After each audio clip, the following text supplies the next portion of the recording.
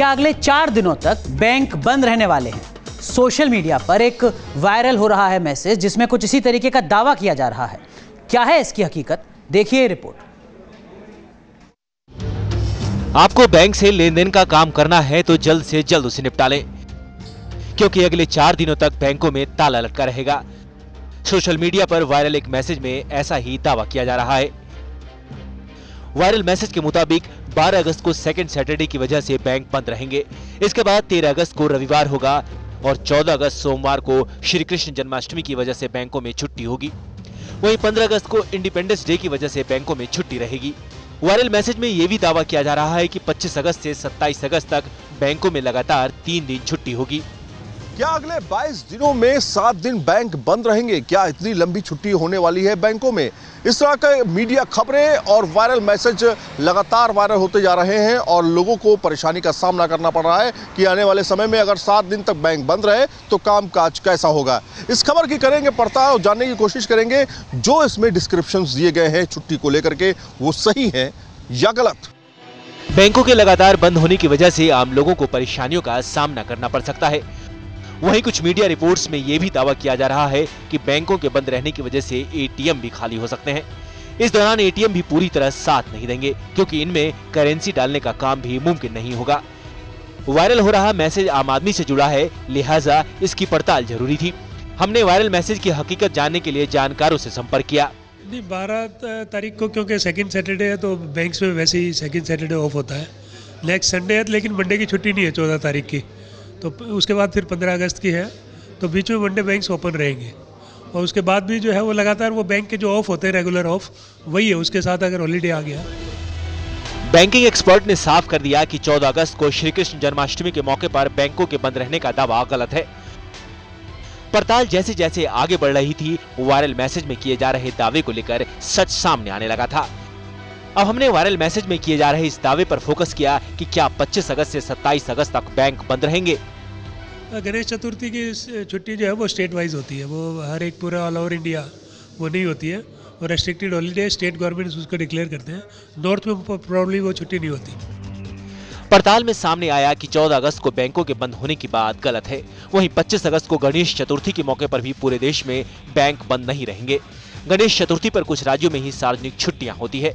इस viral message की पड़ताल को लेकर के हमने तमाम तरह से तफ्तीश की और सामने आ गया सच, और सामने जो सच आया उसने साफ तौर पर जाहिर हो गया कि 14 तारीख को यानी मंडे को 14 अगस्त को कोई छुट्टी नहीं है बैंकों में, बैंक खुलेंगे। तो वहीं 25 अगस्त की जो बात की गई है गणेश चतुर्थी की, उसमें भी छुट्टी नहीं है और उसमें भी बैंक खुले रहेंगे।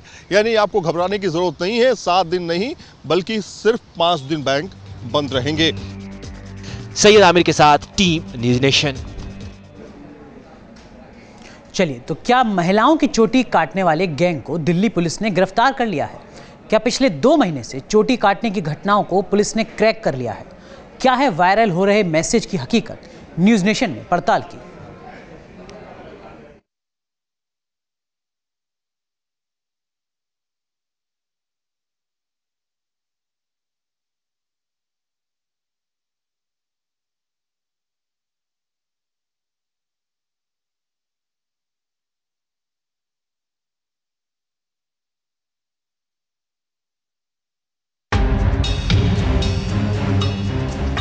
क्या चोटी कटने की मिस्ट्री सुलझने वाली है? क्या दिल्ली पुलिस ने चोटी काटने का पर्दाफाश कर लिया है? क्या अलौकिक ताकत हासिल करने के लिए काटी जा रही है चोटियां? इन सवालों की वजह है ये मैसेज जो सोशल नेटवर्किंग साइट व्हाट्सएप पर वायरल हो रहा है। वायरल मैसेज के साथ कुछ तस्वीरें भी अटैच हैं। हो सकता है वायरल हो रहा मैसेज अब तक आपके व्हाट्सएप अकाउंट पर भी पहुंच गया हो। वायरल मैसेज का मजमून क्या है, ये बताने से पहले आपको उन तस्वीरों से रूबरू करवाते हैं जिसके जरिए चोटी कटवा गैंग के पर्दाफाश होने का दावा किया जा रहा है। उनका मकसद सामने आने का दावा किया जा रहा है। इन तस्वीरों पर गौर से नजर डालिए। वायरल हो रही पहली तस्वीर में ढेर सारी कटी हुई चोटियां हैं। दूसरी तस्वीर में स्याह नकाब से चेहरा छिपाए लोग खड़े हैं और पुलिस अफसरों की प्रेस कॉन्फ्रेंस हो रही है। तीसरी तस्वीर में भी कुछ महिलाएं और पुरुष हैं जो चेहरा छिपाए हुए हैं। इन तस्वीरों के जरिए दावा किया जा रहा है चोटी काटने वाले नेपरी गिरोह को कंझावाला थाने की एक टीम ने पकड़ लिया है। पुलिस पूछताछ में उन्होंने बताया कि उनकी 300 लोगों की टीम है, जिसमें 150 पुरुष और 150 महिलाएं शामिल हैं। ये सभी आसपास के गांव में फैले हुए हैं। इनका दावा है कि 1008 चोटियां काटने के बाद इन्हें गायब होने की ताकत मिल जाएगी। वायरल मैसेज में किया जा रहा दावा हैरान करने वाला है। 25 जून को राजस्थान के जोधपुर में चोटी काटने का पहला दावा सामने आया था। इसके बाद यह पहला मौका है जब यह दावा किया जा रहा है कि चोटी कटवा गैंग के सदस्यों को गिरफ्तार किया गया है। लिहाजा हमने इसकी पड़ताल का फैसला किया। इन दिनों सोशल मीडिया पर एक मैसेज वायरल हो रहा है, जिसके साथ एक तस्वीर भी अटैच है और इसमें दावा किया गया है कि दिल्ली पुलिस ने कंझावला इलाके से एक ऐसे गिरोह को पकड़ा है जो चोटी काटने की वारदातों में शामिल है। वायरल तस्वीरों की पड़ताल के लिए न्यूज नेशन की कई टीमें जुट गईं। तफ्तीश के दौरान हमें पता चला कि अब तक ऐसी 180 शिकायतें मिल चुकी हैं, जिसमें सबसे ज्यादा 142 मामले यूपी के हैं। देश की राजधानी दिल्ली ही नहीं, राजस्थान, उत्तर प्रदेश और हरियाणा तक में चोटी चोर की अफवाह से दहशत फैली है। एक के बाद एक चोटी कटने के दावों के बीच सबकी जुबां पर एक ही सवाल है, आखिर कौन है जो रात के अंधेरे में आता है और लड़कियों महिलाओं के बालों पर कैंची चलाकर फरार हो जाता है। मीडिया रिपोर्ट्स में किए जा रहे दावे की पड़ताल इसलिए भी जरूरी हो गई थी क्योंकि दिल्ली एनसीआर के कई इलाकों में महिलाएं अब अपने बाल खोलकर निकलने से डरने लगी हैं। उन इलाकों का भी यही हाल है जहां चोटी चोर की अफवाह जोरों पर है। पड़ताल के दौरान हमारी नजर चोटी काटे जाने की शिकायतों पर पड़ी तो पता चला कि 5 राज्यों में चोटी काटे जाने के 200 दावों से दहशत फैली हुई है। राजधानी दिल्ली में चोटी काटने की 22 शिकायतें सामने आई हैं। हरियाणा में चोटी कटने की 30 से ज्यादा दावे किए जा चुके हैं। राजस्थान के जोधपुर, बीकानेर और नागौर में कई महिलाओं ने चोटी काटे जाने की शिकायत की। राजधानी दिल्ली, हरियाणा और राजस्थान के बाद यूपी में भी कई ऐसे दावे किए जा रहे हैं। इन सब मामलों में एक बात कॉमन थी और वो ये कि इनमें पीड़ित सिर्फ महिलाएं ही हैं। राजस्थान से दिल्ली तक लड़कियां और महिलाओं ने ही चोटी काटे जाने की शिकायत की है। ऐसा है जहां पर एक इंसान द्वारा दूसरा प्रभावित हो रहा है और ऐसे करते करते एक वर्ग प्रभावित होता चला जा रहा है। तो आप ये देखिए कि जब हम बात कर रहे हैं चोटी काटने की घटना की तो अलग अलग प्रदेशों से खबर आ रही है। अगर आप इसके अंदर कॉमनैलिटी देखें कि सबके अंदर कॉमन चीज़ क्या आ रही है कि कहीं ना कहीं विलेज बैकग्राउंड है, कहीं ना कहीं महिलाएं हैं और कहीं ना कहीं ऐसा वर्ग भी है जहां पर शायद एजुकेशन का कुछ अभाव है। तो होता क्या है कि जहां पर इग्नोरेंस है, जहां पर एजुकेशन का अभाव है, वहां पर बहुत जल्दी आदमी दूसरे की बात में आ जाता है और ऐसे में मुझे लगता है अंधविश्वास भी पनपता है। चोटी काटने की अफवाह जंगल में आग की तरह फैल रही है, जबकि मनोचिकित्सक का कहना है कि यह सिर्फ वहम का नतीजा है। बहुत ही अंधविश्वास और पिछड़ेपन के कारण इस तरह घटनाएं हो रही हैं। लेकिन ये संभव नहीं है कि कोई किसी के बाल भूत प्रेत या कोई हवा काट दे, ये संभव नहीं है। तो कुदरत इस तरह से नहीं बनी हुई है। भगवान ने दुनिया ऐसी नहीं बनाई है। भगवान को राक्षसों को मारना होता है तो अवतार लेना पड़ता है मनुष्य का। मनुष्य ही यहाँ काम करता, कोई और काम नहीं कर सकता। यहाँ भूत प्रेत हवा कुछ नहीं। ये उल्टा सीधा लोग अफवाहें फैला रहे हैं। पुलिस और मनोवैज्ञानिक कई बार चोटी कटने को अंधविश्वास और अफवाह करार दे चुके हैं। बावजूद इसके लोगों में खौफ कम नहीं हो रहा। आपसी मनमुटाव जिनका है वो भी इस घटना को अंजाम दे देते हैं इस खबर के चलते कि भाई ये तो उसी की वजह से हो गया तुम्हारा, जबकि आपसी आपने एक लड़ाई झगड़ा जो है इस प्रकार से उसको अंजाम दिया जिसको हम डिस्प्लेसमेंट ऑफ एंगर भी कहते हैं। तो इस तरह की चीजें सामने मुझे लगता है उभर के जो आती हैं उसके पीछे गंभीरता से सेंसिटिव वे में उसको समझने की आवश्यकता है काफी हद तक। और मुझे लगता है कि हमें मीडिया के थ्रू लोगों तक जागरूकता फैलाने की आवश्यकता है कि कोई ऐसा इंसान नहीं हो सकता जो एक दिन राजस्थान में, अगले दिन हरियाणा में, तीसरे दिन पंजाब में, चौथे दिन, तो इस तरह से वो एक इंसान चोटियां काट के उसको क्या मिलेगा ना, और अलग अलग जगह पर एक समय तो नहीं वो उपलब्ध हो सकता है एक ही इंसान। तो कई बार वारदात जो है 3-4 जगहों से आ रही है और वो काफ़ी दूर दूर हैं वो जगहें। तो ऐसा कोई इंसान मेरा नहीं ख्याल है जो अकेला एक इंसान जो इस घटना को अंजाम दे रहा है। कहीं ना कहीं इसके अंदर आपके इंटरनल कॉन्फ्लिक्ट्स हैं और कहीं ना कहीं पारिवारिक कॉन्फ्लिक्ट्स हैं। हमारी पड़ताल में ये तो साफ हो गया कि चोटी काटने की घटनाएं अंधविश्वास और वहम के अलावा और कुछ भी नहीं है।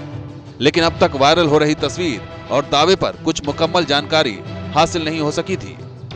वायरल मैसेज में दिल्ली कंझावाला थाने का जिक्र था, लिहाजा न्यूज नेशन की टीम ने कंझावाला थाने जाकर मामले की तफ्तीश की। हमारी तफ्तीश के दौरान जब हमने अधिकारियों से बात की तो पता चला कि कंझावला इलाके में स्थानीय लोगों ने कुछ लड़कों को शक के आधार पर पकड़ा था। बाद में पुलिस ने वेरीफाई करने के बाद से उन लड़कों को छोड़ दिया था। पुलिस ने साफ तौर पे कहा कि ऐसा कोई गिरोह अभी पुलिस की नजर में नहीं आया है। लिहाजा सोशल मीडिया पर वायरल हो रहा है ये फोटो और मैसेज हमारी तफ्तीश में गलत साबित हुआ। हमारी पड़ताल में साफ हो गया कि चोटी काटने से जुड़ा वायरल दावा झूठा है, गलत है। हमारी आपसे गुजारिश है कि ऐसी अफवाह फैलाने वाले मैसेज पर बिल्कुल भी ध्यान न दें और न ही इस तरह के झूठे मैसेज को वायरल करने में शामिल हों। दिल्ली से रिजवान आरिफ के साथ टीम न्यूज नेशन। क्या स्वर्ण भस्म जानलेवा बीमारी कैंसर के लिए रामबाण साबित हो सकती है? सोशल मीडिया पर एक वायरल मैसेज में ऐसा ही दावा किया जा रहा है। क्या है इस मैसेज की हकीकत? आइए जानते हैं। क्या स्वर्ण भस्म फेफड़े के कैंसर के लिए रामबाण है? क्या लंग कैंसर से जूझ रहे लोगों को स्वर्ण भस्म से राहत मिल सकती है? सोशल मीडिया पर एक मैसेज लगातार वायरल हो रहा है जिसमें दावा किया जा रहा है कि कैंसर जैसे खतरनाक बीमारी के इलाज के लिए स्वर्ण भस्म कारगर है। लेकिन सबसे बड़ा सवाल यह है कि क्या स्वर्ण भस्म के माध्यम से कैंसर जैसे खतरनाक बीमारी को खत्म किया जा सकता है? आखिर क्या आयुर्वेद पर एलोपैथ भारी नहीं है? लिहाजा न्यूज नेशन ने तहकीकात करने का फैसला लिया ताकि सच्चाई सामने आ सके। वायरल मैसेज की पड़ताल के लिए हमने इंटरनेट पर खोजबीन शुरू की। तफ्तीश में जानकारी हुई कि फेफड़ों का कैंसर दुनिया भर के लोगों में सबसे आम कैंसर है। भारत में लंग कैंसर से सालाना 70,000 मौतें होती हैं। फेफड़ों का कैंसर पुरुषों में होने वाले कैंसर में दूसरे और महिलाओं में छठे स्थान पर है। भारत में लगभग 90% फेफड़े के कैंसर के मामले सिगरेट, बीड़ी या हुक्का पीने वाले लोगों में पाए गए। एक रिपोर्ट के मुताबिक फेफड़े के कैंसर से पीड़ित 5 में से 1 मरीज की मौत इलाज के पहले महीने में ही हो जाती, जबकि 73% रोगी साल भर के अंदर दम तोड़ देते हैं।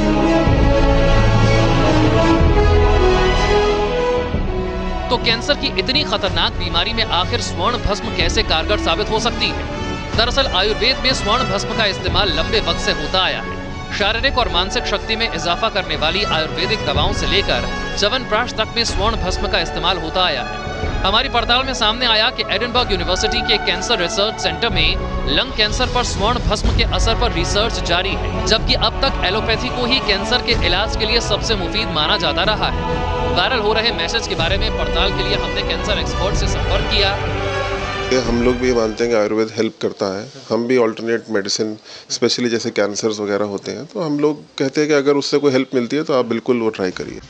लेकिन स्वर्ण भस्म से लंग कैंसर का इलाज किस तरह होता है, इसकी पड़ताल के लिए हमने एडिनबर्ग यूनिवर्सिटी की वेबसाइट को खंगाला।